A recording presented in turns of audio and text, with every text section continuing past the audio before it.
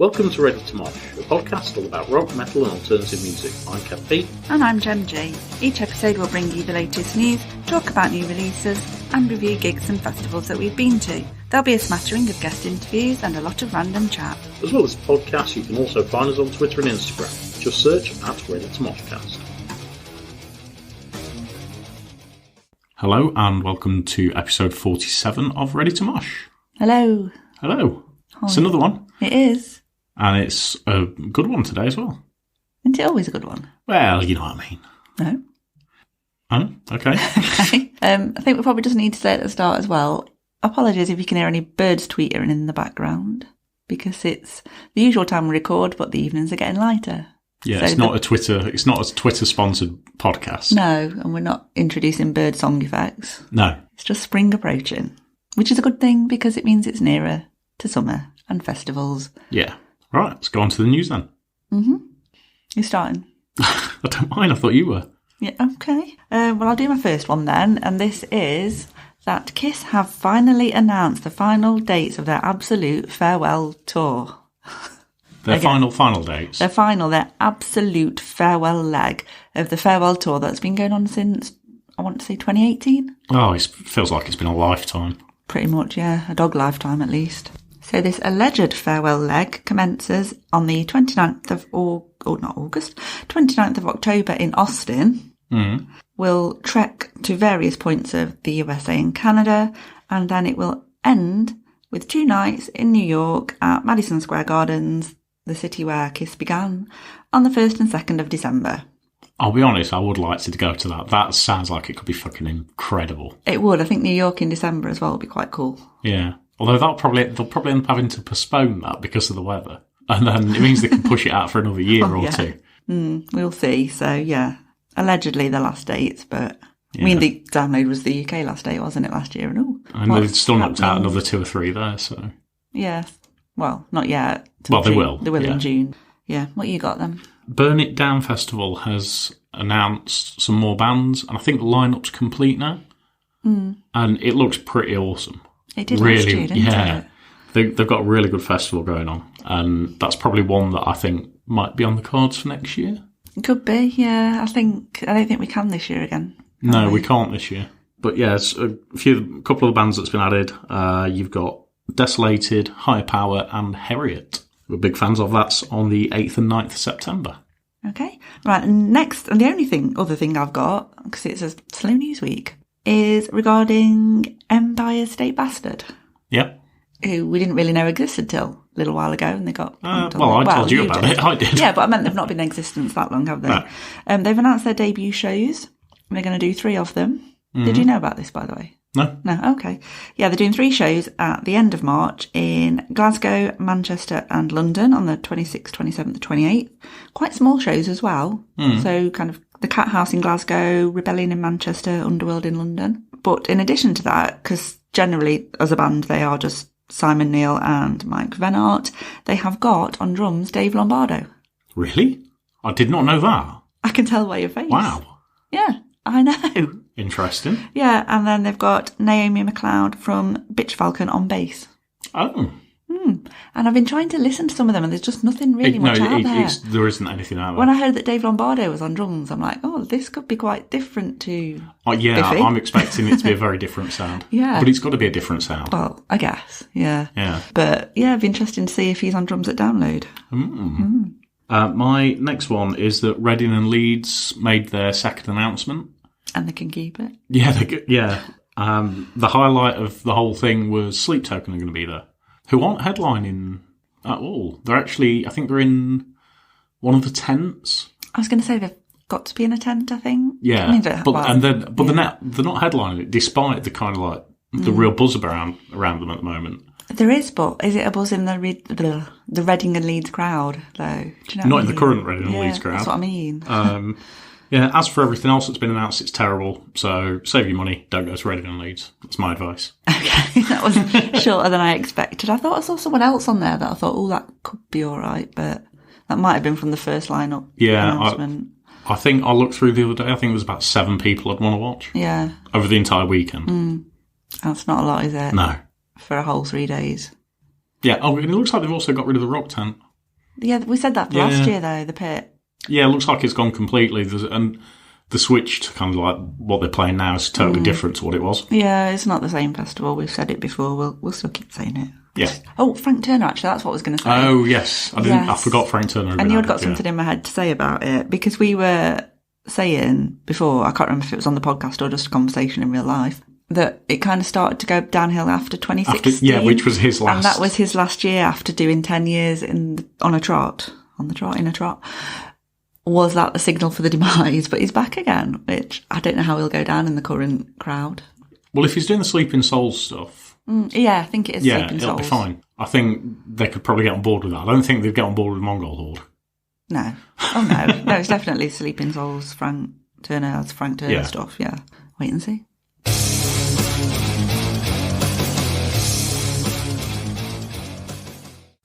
Our review this week, then, is the latest album by 100 Reasons, Glorious Sunset, which is their first album since 2007. Yeah, 16 years. It's been a while. Yeah, it's been highly anticipated as well. I think it was going to come out or get released and they were going to do stuff around it just as COVID hit, and then I think they pushed everything back. Okay, didn't realise that. Yeah, I think that caused a lot of delays. But yeah, 10 tracks, 36 minutes. Nice little compact album. It's very compact. I thought it might have been a long one with the weight being so long. So after 16 years. I was expecting kind of like a double album, yeah. Can only come up with 10 tracks after that time. Quality over quantity. True. So it kicks off with the title track, Glorious Sunset, which I thought had a nice synthy 80s sounding intro. Yeah, I'd got it's an electric opener. It sounds almost like pop punk. Oh, really? I got a big pop punk vibe from this 80s synthy, at least the start was, then it kind of picks up and kicks in a bit more, actually, doesn't it? It's got a really nice sunny vibe to it, a nice sing-along chorus, some great melodies, and really sets the scene up. Mm-hmm. New Glasses is track 2. This is one of my favourites. Okay. That's interesting, because I thought this sounds like a mature version of 100 Reasons sounded. That was one of my kind of general descriptions for the album, actually. It kind of sounds like 100 Reasons, but they've grown up. Yeah. Yeah, I thought this was very catchy, quite, really easy to follow, probably going to be a single, I would have thought. Yeah, I'd imagine. I've got it down as a radio rock, friendly, summery, sing-along anthem. Yeah. Track 3, It Suits You. I thought this had a really cool bass line, some awesome riffs going over the top. Reminded me of debut album, 100 Reasons. Do you know what? I've got, this could be from Ideas Above Our Station. Yeah, I've got Reminds IAOU. I forgot the S. I don't know. I put the initials down. That's not even the right initials. It's not even the right initials, no. I knew what I meant. Yeah, it reminded me of debut. Yeah. Got really kind of powerful chorus, quite heavy, a bit more aggressive this one at times. Yeah, and the vocals are a lot more rasping in this one as well. Yeah. And yeah, this is one of my favourites. I do like this one. And I thought, again, this is another that could be potential single material. Yeah. Track 4, Replicate. I thought this was very slow in comparison to the last track. Almost like it's kind of like the lighter torch in the air, foam torch, light or whatever, at a festival kind of sound. It just didn't really do it for me as well. And it had a biffy kind of rhythm to it. I've actually put that. Have you put that too? Yeah. Yeah. But to start with, that piano intro put me off because it reminds me of Coldplay's Christmas song. And if there's anything in the world that puts me off anything, it's Coldplay. Yeah. Yeah, so I've got Coldplay piano, slower. I put newer Biffy-ish, opposites era kind of Biffy. Yeah. Ballady. I quite like the vocal in it, but as a sound, but the rest... It's the other bits, yeah. No, that intro just put me right off. Okay. Track 5, Done. Yeah, this one picks up again, doesn't it? It's more lively than the last one. I thought this was another Biffy type song. Oh, I didn't. I've put that about one later on, actually. Weirdly. Yeah, I've got it on later on as well, I think. Okay. And this kind of made me think, have Biffy kind of become the new 100 Reasons? Oh, I don't know. And there's some really subtle electronic kind of like overtones to this as well. To be fair, they came out around the same time, didn't they? I think. No, 100 Reasons were out before Biffy, yeah. Biffy weren't kind of playing stuff till 2004. 100 Reasons were out before that. About 2002, the debut, I think. I think the debut album was 2002. Yeah. But that kind of a similar period, though, kind of an alternative British rock vibe. Yeah. Yeah, I thought this one had quite a funky keyboard. It was quite an upbeat musically, really came to life in the chorus. Yeah. Okay. Track 6, Right There With You. This one had quite a slow, heavy start. And I thought there was quite a contrast between the verse and the chorus. The verse was kind of quite quiet, almost spokenish, light on the melody, and then really thicker drums and thicker sound in the chorus. Yeah, I really like this one. It feels like it's a darker track.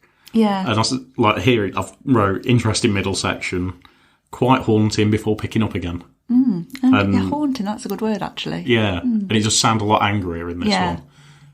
Yeah, I do really like this one. And I'd probably say this is my favourite track. Oh, okay. Track 7, Insultiment. Yes. Yeah, more electronic use. There's good bass in this as well, actually. Yeah, it kind of gets harder when it needs to. Do you know what I mean? As a track. And the guitars and the vocals work really, really well in this. And actually, I tell you, this is also another one of my possible favourites. Okay. We don't have any matching favourites in this one. I've got 3, I think, that really stand out. I've got 3, but yeah, not this one. I like it. It's all right. I thought it was quite 80s sounding with the synths. And I thought the vocals sounded quite 90s indie. Yeah, there's a lot of kind of like an indie feel to this. Yeah. But yeah, I didn't really write a lot more about this one. It was just all right for me. Okay. Number 8 is So Soon. I thought this one was quite 90s, indie-ish, particularly at the start. It was quite catchy and summery, sing-alongy. Yeah, it's got a catchy, easy to sing-along chorus, but it sounds a bit like The Killers, and it's why I don't like it.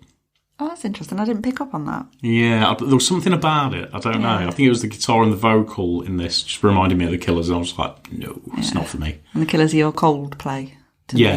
You know what I mean? I hate The Killers, yeah. Yeah. Track 9, The Old School Way.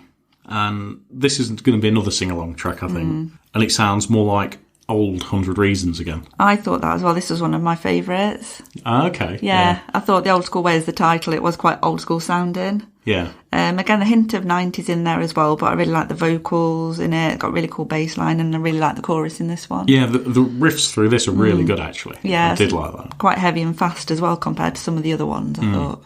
And then track 10, Waveform.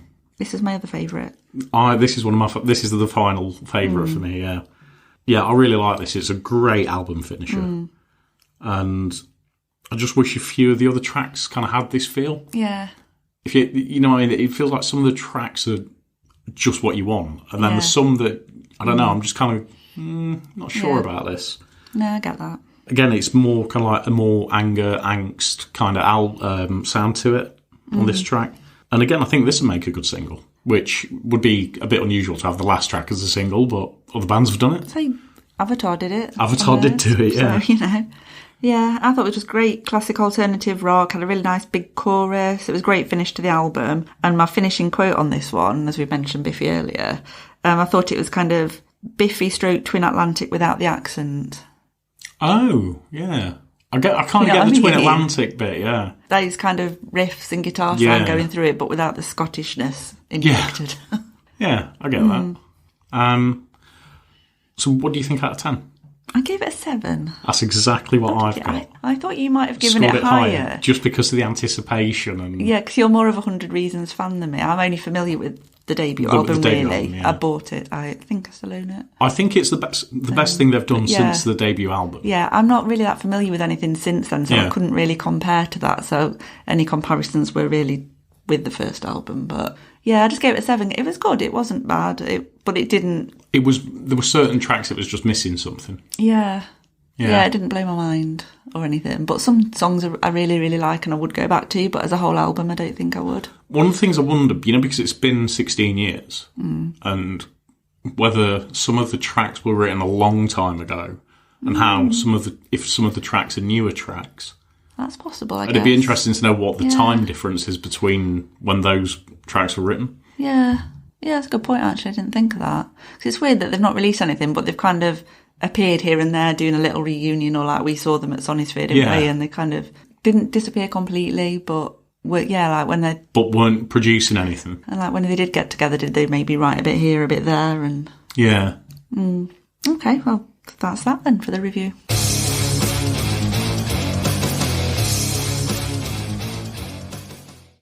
Next up then, we've got our review of Gojira, supported by Alien Weaponry and Employed to Serve. It was actually a week ago now, over a week ago now. Yeah, we're a little behind on this because in the same kind of in like a 3-day period we have the Avatar review. And then this gig, and then we were away for a long weekend. And then we were away, yeah. So this is slightly delayed, but quite memorable, so I think we'll manage to... Yeah, I think we'll get through it. Get through it, yeah. And at least we're awake, unlike we were for the Avatar review. Yeah. Before we start on this, actually, should we talk about the merch? Because we'd mentioned it before. Oh, the good old thing of merch. Yeah, we'd seen in advance, as many people had on social media, the price of Gojira merch. And thinking about it now, I don't know why they were particularly picked on for that, because it wasn't that much more than a lot of other bands. No, I mean, I think it's kind of pushing it to get to that price. Really push. You know, I mean, it is a lot. But at the same time, we don't know kind of like what the cut of the venue is. And it was the materials themselves were sustainable materials. So that obviously plays another part of it. Yeah, and I've seen a couple of things the last few days, actually, where bands have been sharing kind of things about venue merch cuts.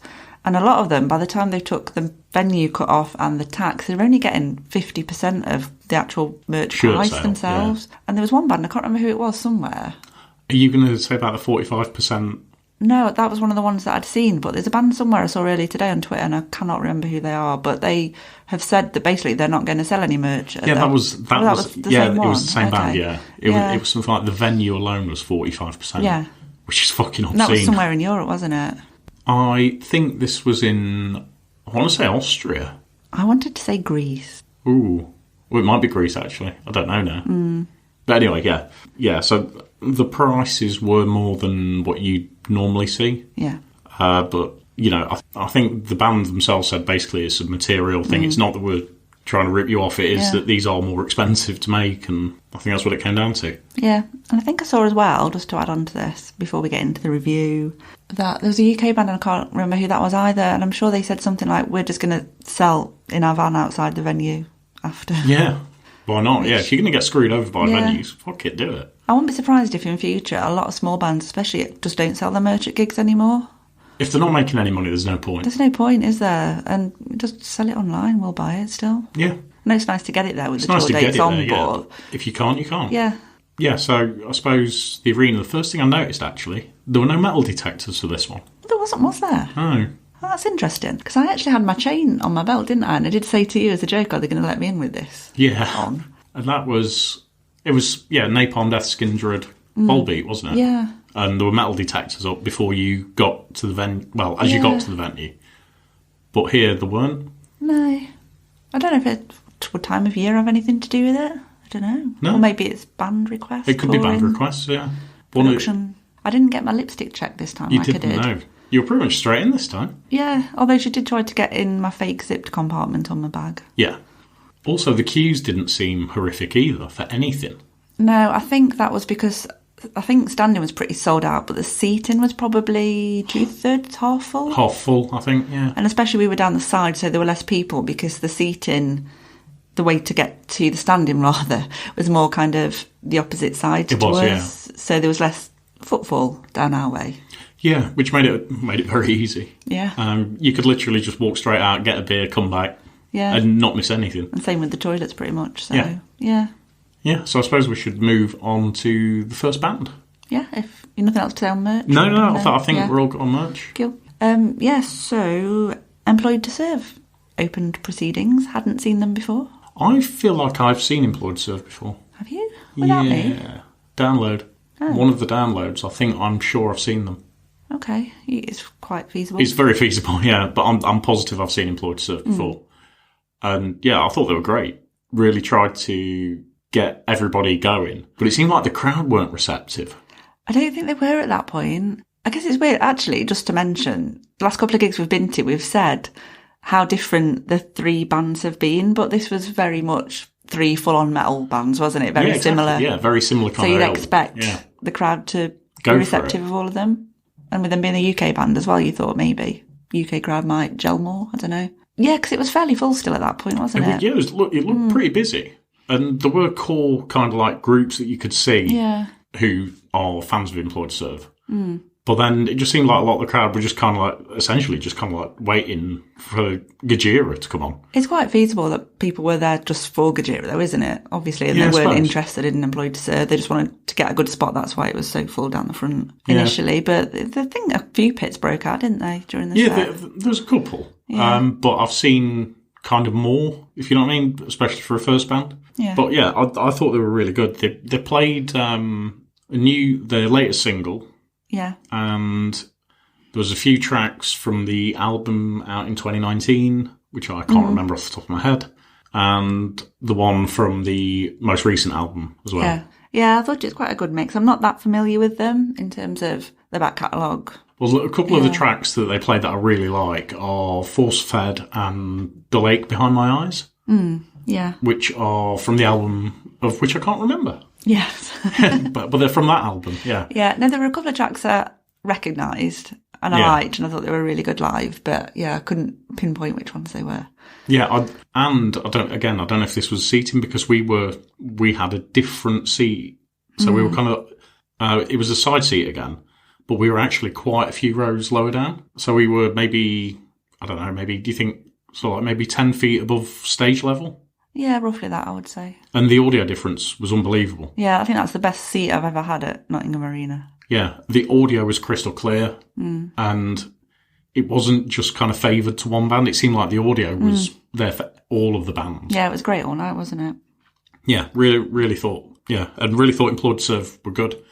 I think they got a good response, and I think you mentioned to me what they said about the merch. We'll be at the merch if anybody wants to come and see us and have a beer and all that kind of stuff, which you said, I've never heard a band do that at an arena. No, and obviously the other thing, there's about 4 different merch points at the arena. There are multiple merch points. Where are you? Yeah, whereabouts are you exactly? We could have gone to one each, to be fair. Yeah, I suppose they could have I don't know, we didn't get that far to check, did we? But yeah, overall I was really impressed with them. Thought they were really good. We'd definitely watch them again live. Excellent. On to Alien Weaponry. Yep, so Alien Weaponry, have to confess we nearly missed the start of their set. Well, we did technically missed their entrance because we didn't get exact set times from the arena. They just said first band, end, doors. Great. Yeah. So in our wisdom, we assumed that as Employed to Serve finished at 7:30, Alien Weaponry would be on at 8, we thought. So we toddled off to get a drink, etc.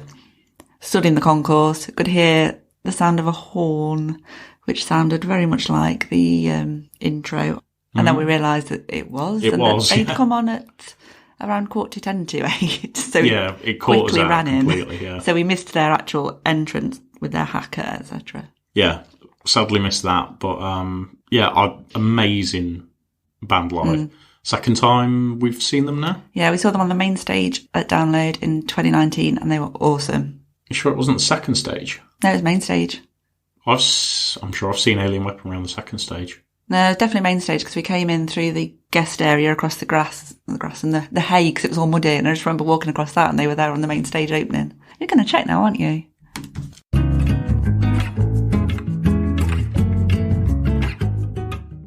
Actually, come to think of it, I think you're right. Oh, is that because you just checked? So yes, we saw Alien Weaponry on the main stage at Download in 2019 and they were awesome. Yeah. And I've been looking forward to seeing them ever since. I think for me as well, as much as I love Gojira, them being on the support, on the initial announcement was the absolute selling point for me. Yeah. I would want to see Gojira anyway, but as soon as it was Alien Weaponry as well, I was like, yes. Done. Yeah, we're there. Yeah. So yeah, awesome. They did 7 tracks as well. Which I thought they might have done a little bit longer. It felt like longer. It felt like a lot longer. They did do longer. I think it was about 40 minutes they did, didn't they? I thought they might have got maybe an hour, especially coming on at that time. But their tracks are quite long, aren't they? Yeah, actually, I suppose, yeah. There's a lot of music. Jesus Christ. Welcome to Ready to Mosh. This is how we talk. You know what I mean, though? With great in-depth analysis. Yeah. There's lots of do music. They have quite a lot of like instrumental segments within the songs as well, don't they? So it kind of, I don't want to say drag them out in a negative way, but it lengthens the song length, is what I'm trying to say. Right, okay. I think I know what you mean. Yeah. One day I might be articulate. Till then, you've got this waffle. Yeah, so they opened up with Raupatu. I went straight into Holding My Breath, which is one of my favourites. Yeah. It just reminds me of seeing them at Download, that one. And yeah. I just remember hearing that track on the Download playlist on Spotify. And that's how I came across them, and that really stuck in my head to begin with. Yeah, I love that track too. And along with kind of like the middle 3 tracks they played as well, none of which I'm going to even attempt to pronounce. Okay, shall I? You can have a go if you want. Yeah, so middle 3, they were from their second album, Tangaroa. So actually, I could have done that one. Yeah. Title track. Yeah, I could have done that. Tangaroa. Hatupatu, I've said that right. And then Ahi Ka. Okay. Yeah. So apologies if my Maori pronunciation was incorrect. Trying. And they had a lot of fire, a lot of pyro going off, which you don't normally get really too much of for your main support. Yeah. Like normally the pyro they want to save for the headline band, but yeah, they had a lot of stuff going off, and even kind of like with 3 members, it's amazing kind of like how powerful they can get the stuff to be. Yeah, that was something I was going to say, actually. It just blows my mind that there's only 3 of them. Yeah. With how much noise they make, and also how young they are. Yeah. Very young. They're, I think, is the oldest 21, 22 now? Yeah, something like that. Like they were doing festivals as teenagers. Yeah. Remind me a little bit, not musically, obviously, but Behemoth with how young Nurgle was when they started. Yeah. As well, that kind of, about 18 when their debut album was out, 18, 16, I think.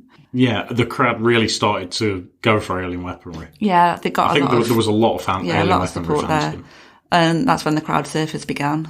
Yeah. Yeah, lots of moshing going on. Lots of pits whirling round. I think the pace really picked up, especially kind of like as they got halfway through the sets. Yeah.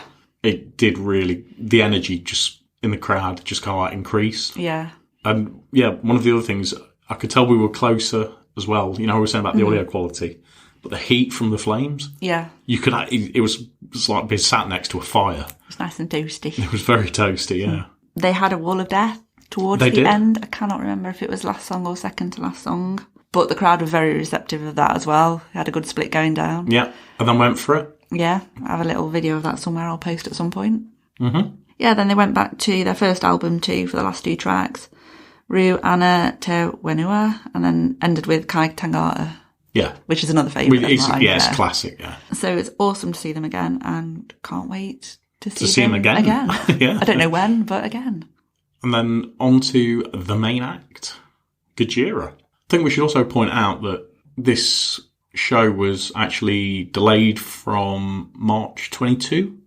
Yes, it was. So we'd been waiting quite a while for this one. Yeah, 11 months delayed, and we'd bought the tickets, I don't know how much, probably nearly a year before that, so a 2-year ticket to show affair. Yeah, and also I'd just like to say that the ticket price for this was an absolute bargain. I can't believe it when I look back. It was £38? Yeah, the booking fee's about 38 quid. Yeah, that's an absolute bargain. Yeah. Like now, I think I kind of expect Gojira alone just to be that. Yeah, for an arena as well. So the first thing I want to say about the Gojira set itself is we had a curtain. We did. You love a curtain drop, don't you? And there was a countdown on it as well. Yeah, I cool. think.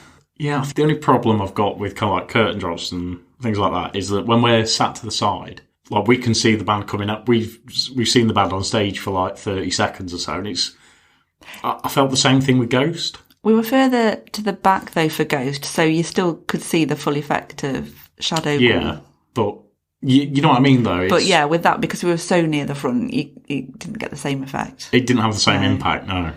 But we weren't to know there was going to be a curtain, otherwise maybe we would have sat at the back. Well, maybe. But yeah, I had a countdown on it from about 2 minutes? 2 or 3 minutes, yeah. Yeah. It was cool, so you could sit and brace yourself. And then they started playing before the curtain dropped. They did, yeah. Opportune moment. So that was really cool. They had lots of symbols kind of silhouetting on the curtain as well. Yeah. Which was a nice effect. I wasn't expecting a curtain. I didn't have Gojira down as a curtain band. Oh, I would. Would you? Yeah, definitely. Okay. But, yeah, I mean, they were absolutely amazing. Yeah. Played a hell of a long set, though. Yeah, it was. Not that that's a bad thing, but I mean, like in comparison to how long Alien Weaponry played. Yeah, about an hour and 45, I think it was in total. Yeah. They were on at 9, about 10:45, I think, when they finished. Yeah. 17 tracks in total. Yes, it was. And I thought they were just absolutely amazing. I'd go as far as to say this is probably the best arena show I've been to. It's definitely up there. I'm struggling to think of what's bettered it. In terms of the seating, the sound, and just the show itself. Yeah, and I think the quality of the bands. Yeah. I've been at somewhere that the headline's been unbelievable, but the support's not been the great choice. Yeah, as an overall package, you mean? Yeah. Oh, yeah. And as an overall thing, it's got to be right up there. Yeah. So they blasted through, a whole catalogue of stuff. Opened with Born for One Thing, which seems a good choice of an opener. Do you know what? You can't argue with any of the tracks. Yeah. So, Born for One Thing, The Heaviest Metal of the Universe, Backbone, Stranded. Yeah, Stranded's one of my favourites. Yeah, and everything just seemed to move beautifully into the next one. Yeah, it was seamless, wasn't it, really? Yeah. There was some crowd interaction. Yeah. Just the right amount, I think, really. But it was like a really well polished kind of... It felt like it was a band that had been doing this for like 40 years. Yeah. Because of just how well they moved.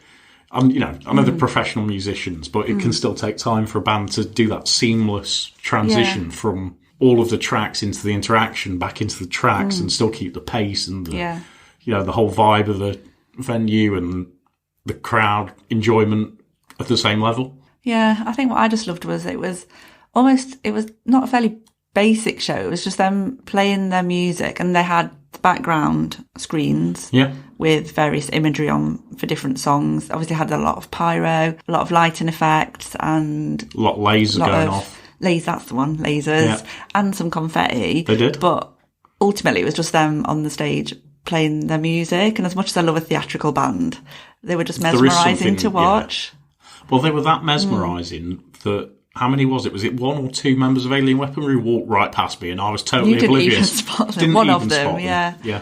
And, I'm a big Alien Weaponry fan. And the fact that somebody's just walked past me from a band I love, and I'm completely oblivious to it because I'm just that focused on Gojira right there and then. I think in your defence, you were sat on the end, so you were closer up, so you didn't quite get the same perspective as I got. Yeah. But, yeah.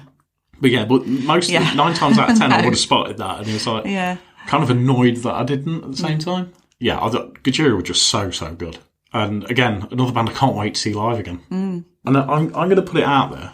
I see Gojira as a potential festival headliner in the next, we're on 2023, so maybe by 26, 27. Yeah, I'm pretty sure they've already headlined Bloodstock, which is kind of a first stage as a UK rock metal festival. Yeah. But I think 26, 27, they've got to be headlining Download. Yeah. If they keep producing the quality of stuff that they've done so far. Yeah, and they've definitely got the fan base for it as well.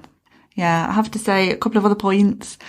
Never seen so many crowd surfers at an arena show. Not for a long time, at least. They were pretty constant the whole set. I didn't notice it as much as you. Didn't. There were loads, yeah.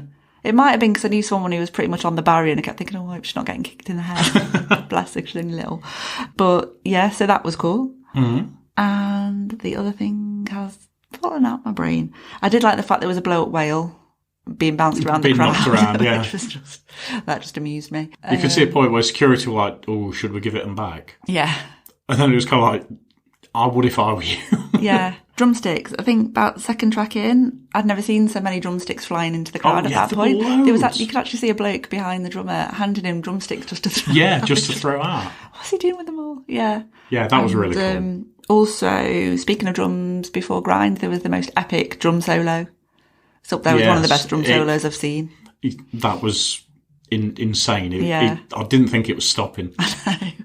And it was so quick and so, just a great drumming, like a masterclass technique in drumming, I think. Yeah, absolutely. Our Time Is Now, when we reviewed that as the random single release that they released a few months ago, we said at the time that's going to be amazing live, and it was. It was, just brilliant, Yeah, it was almost very unifying. Everyone was chanting along, singing to it. It was great. And I think, we were saying about it wasn't kind of like sold out on seating. Part of me wonders is that the difference between when it first was and when it is now? Because the original gig was a Saturday.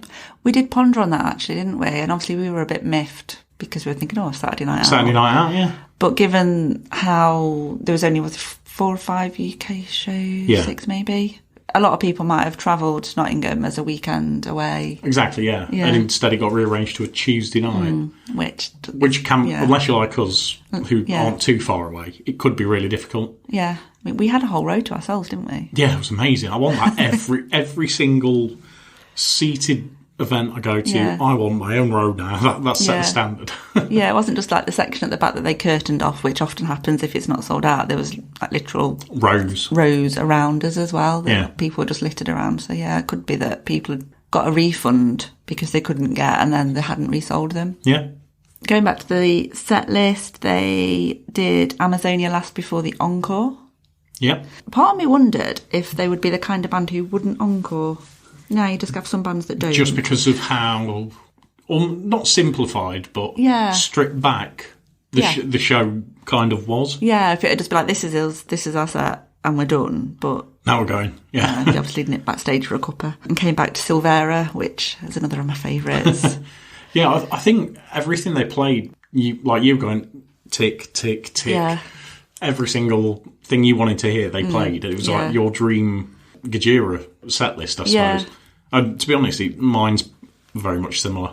So it was, really, really good. Yeah, came back with 3 songs on the encore, so finished with The Gift of Guilt, which was a great finish. Well, I suppose that wraps up that part. Yeah, I don't think there's much else we can say about it. I've probably already shared some pictures. At some point there'll be some videos, I'm sure. We'll have to put the merch on, see what people think of the designs. Yeah.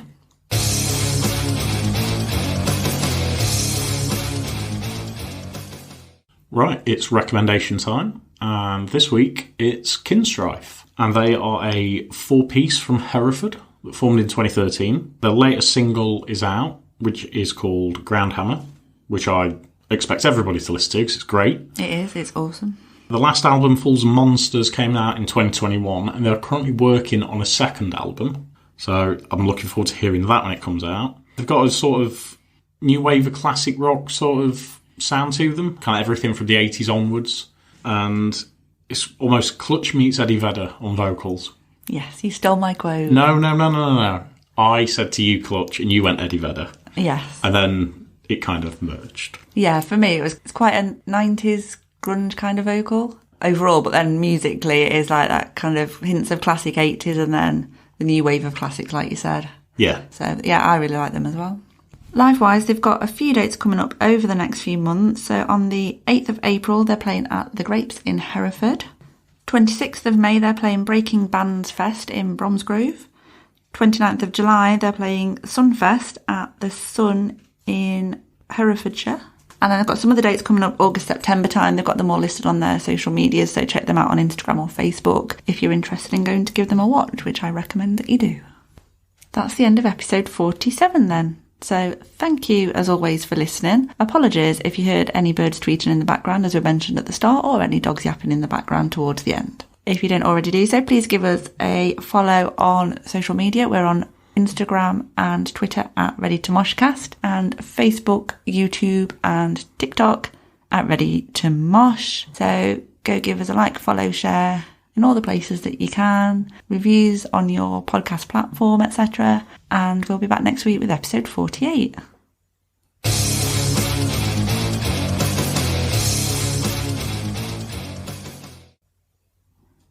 Make it stop, move.